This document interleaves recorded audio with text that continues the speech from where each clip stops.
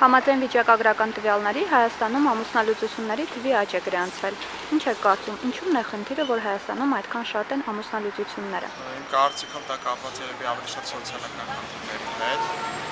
նաև ամուսնանալու ավանդույթով պայմանավորված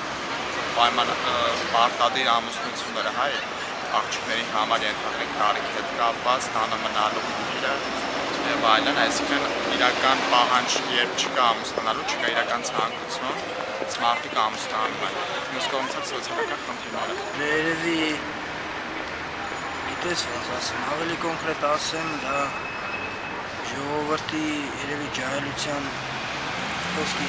չունենալը, երևի դրանք աշխատանքի տեղեր չկան, ժողովուրդը որ աշխատում է, ցածր գումարներով են արձակվում, հարցը երևի դրանում է։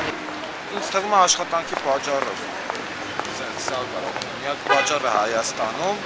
գումարի խնդիրն է, որ առաջինը դրան է, որ ամուսնալուծություն։ Դա կապված է սոցիալ-կենցաղային ինչ-որ ընտանեկան խնդիրներից իրար չհասկանալու, նաև ինչ-որ չէ, նաև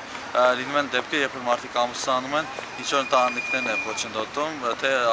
աղջկա կողմից ծնողները չեն կամ հարմարվեն այդ փեսայի ընտանիքի հետ, փեսայի ընտանիքը չի կամ համարվի աղջկա եւ այդտեղից սկսում են սեփքերին եւ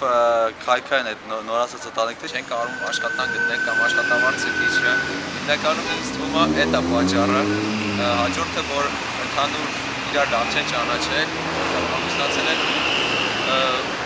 իրար չեն կարող ապրել, դա է պատճառը։